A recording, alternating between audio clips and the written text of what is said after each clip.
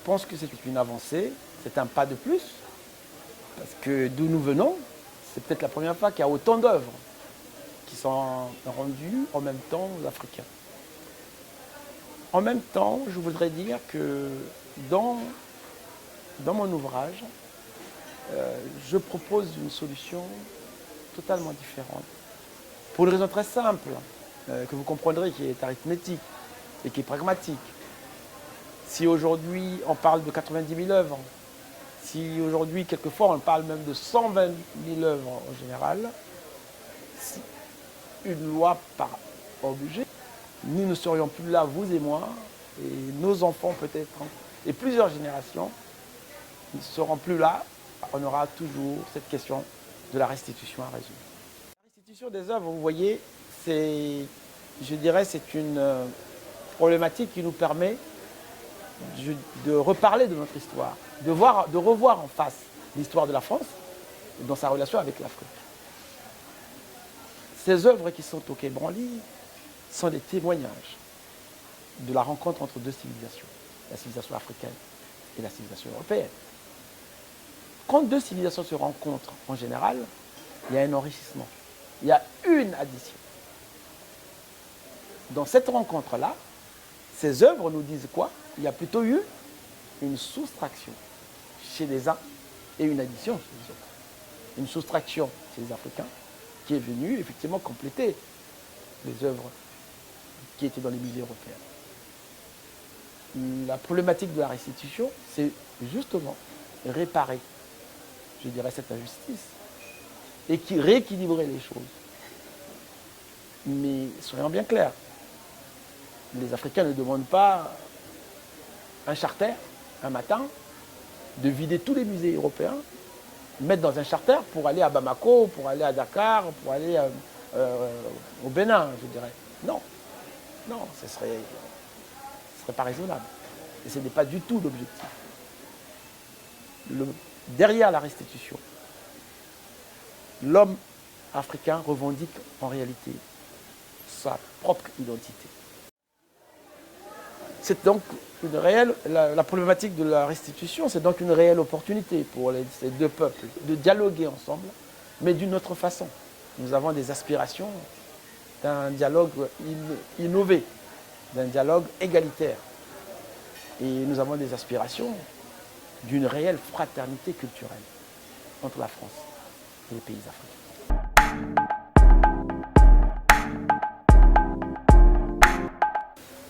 Cette proposition, je trouve, rencontre totalement mon assentiment parce que, effectivement, la restitution des œuvres ne peut être vue que de façon complète et non pas partielle. Et donc je souscris totalement à cette démarche proposée par le rapport FNINSAR. Sur ce terrain, d'ailleurs, j'ajouterais quelque chose de très précis. La culture africaine, je dirais, l'Afrique est multiple, mais globalement, la culture africaine, elle est surtout centrée sur l'homme et non pas sur l'objet. Et c'est pour ça que, sur la problématique de la restitution des œuvres, nous insistons beaucoup pour que qu'on trouve le chemin, je dirais que la problématique réelle qui est derrière, c'est la problématique de la relation entre deux peuples, entre deux civilisations, la civilisation africaine et la civilisation occidentale, le peuple d'Europe et le peuple d'Afrique, qui se sont rencontrés à un moment donné de l'histoire. Et les objets ne sont qu'aujourd'hui un alibi pour pouvoir rebâtir, je dirais, une relation égalitaire entre ces deux peuples. Vous savez, ces œuvres qui sont au Quai Branly aujourd'hui sont des témoins, effectivement, d'une rencontre qu'il y a eu dans l'histoire.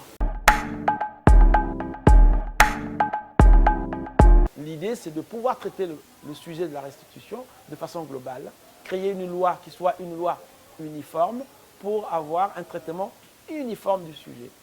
En partant de cette constatation, nous avons voulu proposer une solution simple, pragmatique. Premièrement, une loi. Nous demandons l'élaboration d'une loi qui va donc créer un statut spécifique à ces objets. Le but, c'est de sortir ces objets, effectivement, du patrimoine français, sans pourtant que ces objets entrent dans un autre patrimoine. Ces objets vont donc devenir des sujets juridiques, des sujets de droit, et ça va nous permettre de pouvoir travailler tranquillement, c'est-à-dire travailler sur la provenance des objets, travailler sur la documentation, effectivement, de l'histoire de ces objets, et travailler, je dirais, instruire les demandes de restitution avant de pouvoir procéder derrière, oui ou non, à des restitutions. Et ça, la décision de restituer, vous voyez, à ce moment-là, elle n'incombe plus à la France, elle incombe au comité interculturel, à ce comité de sages. Ce comité va être composé des Africains et des Européens, d'artistes et de conservateurs de musées, de deux parties. Très important. Comment financer ce processus? Et c'est là où nous avons pensé au troisième pilier. Le financement de ce processus pourrait être trouvé très facilement sur la manne financière que nous avons aujourd'hui des biens mal acquis. Ces biens mal acquis sont aujourd'hui en Europe, que ce soit en Suisse, que ce soit en France, ils sont la propriété des Africains.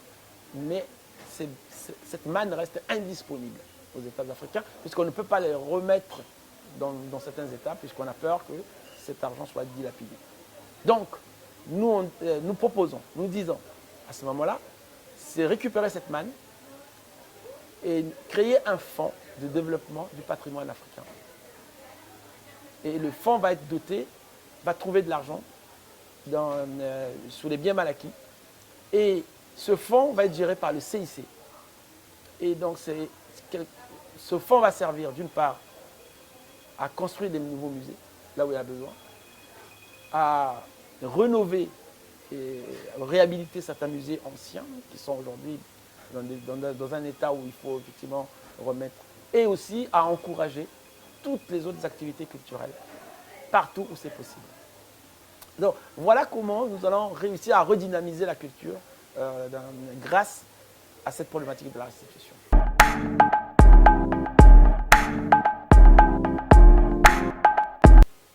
Pour moi, j'ai toujours dit, pas de culture, pas d'avenir pour l'Afrique. Nos cultures, nos futurs africains. Ça, c'est sûr. Il nous faut qu'on se mette dans la tête qu'on va aider les Africains au niveau économique. Enfin, aider. On va travailler avec les Africains au niveau économique. Développer l'Afrique économiquement, ça, c'est une très bonne chose. Mais comme tout le monde le sait, on ne vit pas que du pain. L'homme ne vit pas que du pain. Donc, il faut éviter de faire un développement sur une seule patte. Nous recommandons de travailler sur la culture africaine, qui est une des plus vieilles cultures dans le monde, et redonner à cette culture, permettre à l'Afrique de retrouver sa culture, de pouvoir retrouver sa place dans le concert culturel mondial, dans ce qu'on appelle aujourd'hui l'universalisme culturel, et que l'Afrique y trouve sa place. Pour ça, il faut qu'il y ait également des actions, et là, il y en a vraiment besoin pour développer effectivement, je dirais, les centres de formation, les théâtres, les cinémas, les bibliothèques, les livres en Afrique. Toutes ces actions sont importantes également, je dis, pour le développement de l'Afrique. La culture et la paix, il y a une très grande relation entre la culture et la paix. Et je pense que le développement culturel de l'Afrique permettra également de garantir, je pense, dans le futur, la paix que nous recherchons en Afrique.